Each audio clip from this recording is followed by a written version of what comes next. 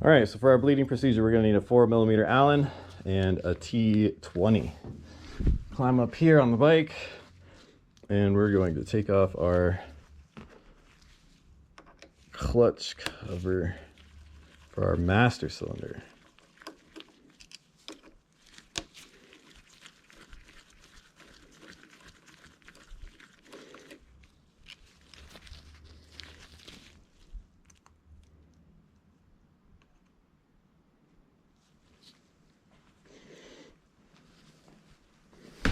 Now you can see right here it says .4 or 5.1 brake fluid, but it also says Magura. Sometimes Magura requires a special mineral oil. This one, however, does not. Pay attention to the cap. 4.1 or 5.1 brake fluid. So I've got some .5.1. And then, like I was saying, sometimes the hydraulic does require a mineral oil. This one does not. So we're just going to use the 5.1.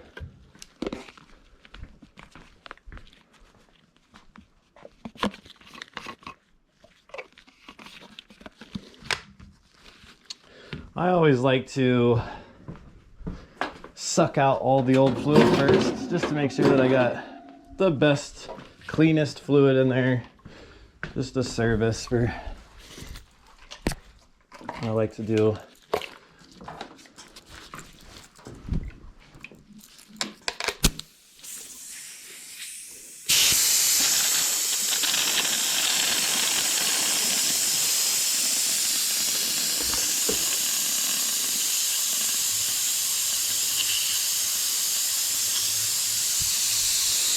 I'm getting in there and getting all the fluid out, all that old fluid. Could have water in it. You never know. You never know. Suck it nice and dry.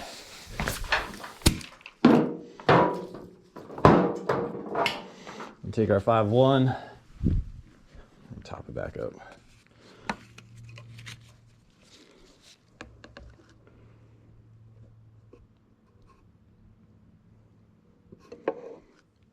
Brake fluid is incredibly corrosive.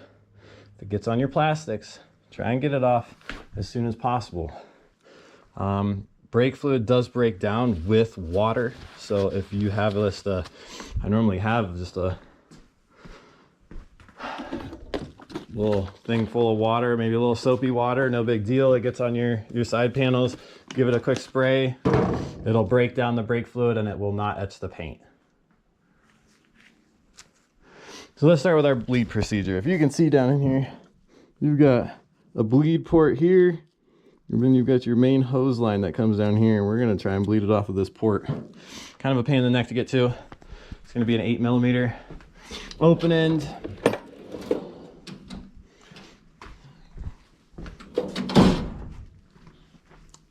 I like to sneak it up in there over the top. So remember, you're gonna go lefty loosey, and then back to righty tighty. Take my jug and I'm gonna slip this behind the pipe and down onto, over the frame actually is better. Over the frame, down onto our bleed port.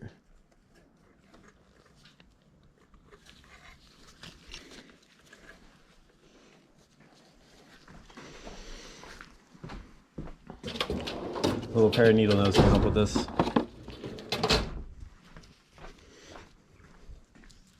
Try and get you a camera angle on there, but I'm gonna get this on first. All right, we're gonna get ready to bleed this clutch.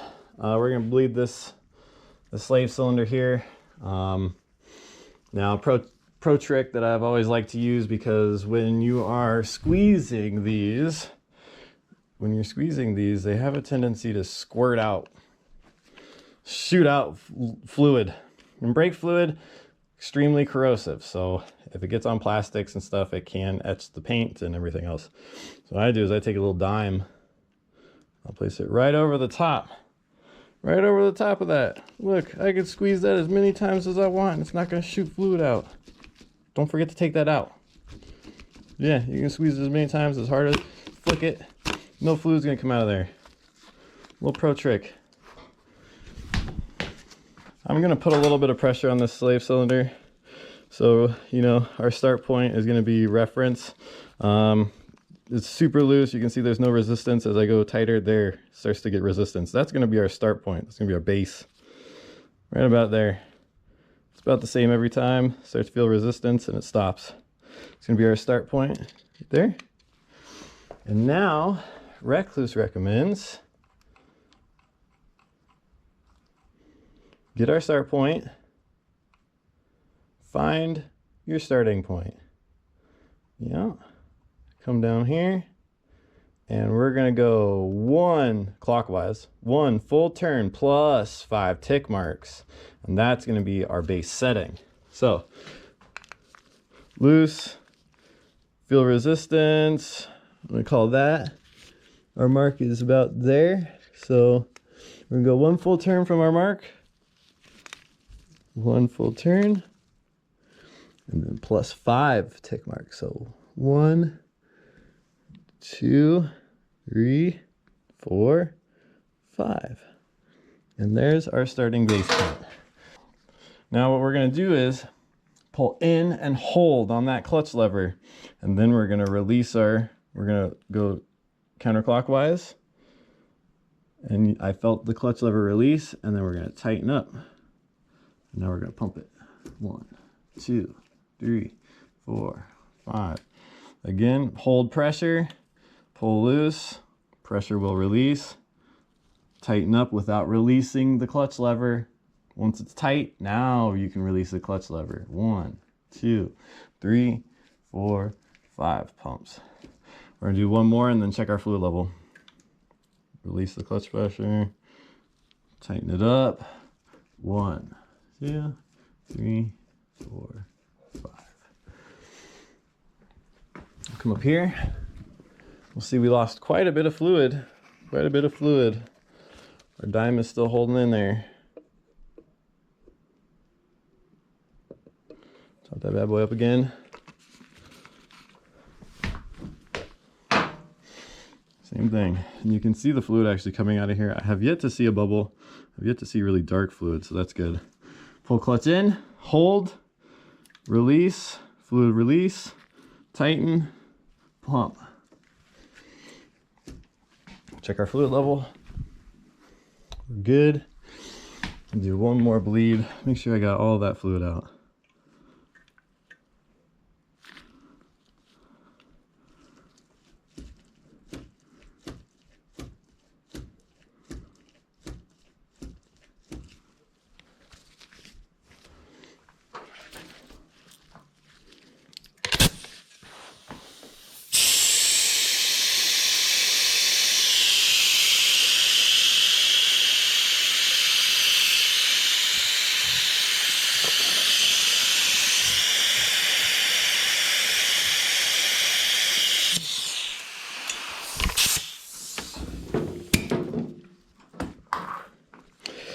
Make sure our bleed screw is nice and tight.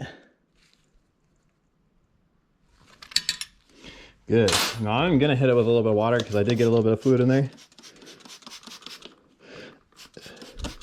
Again, water immediately breaks down brake fluid, so if you think you got it on something, just give her a nice little coat of water. You'll be all right. Do not get it in the reservoir. You'll have to drain all the fluid and do it again. Let's check our level. A clean rag. And we'll top up from here. So you can see our levels down there a little ways. I'll pull my handy dime out.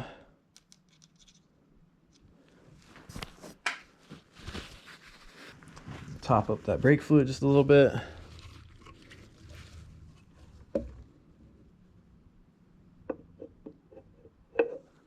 That should be good. There's really no marker on how full to get that. Just don't go to the top because you still got to get this rubber piece in. So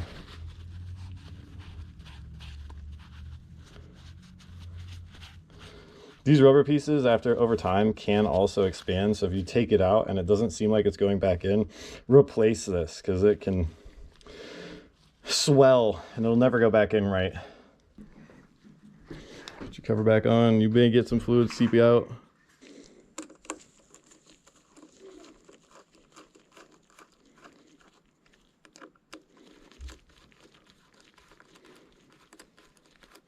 Now this bike is going to get a wash after I'm done. But again, just try and get all that brake fluid off as soon as possible. You don't have to go crazy tight on these, just snug. I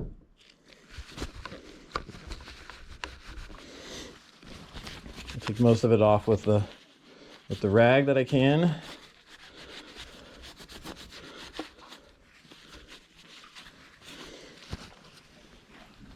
I'll grab my soapy water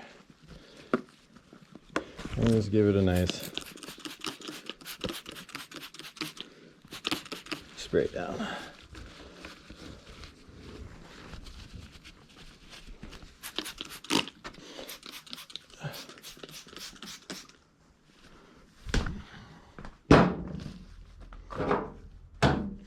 All right, so now that we've got our clutch bled, and that feels really nice. This clutch lever has great movement. I can hear it engaging and disengaging that clutch in there. Very happy with that.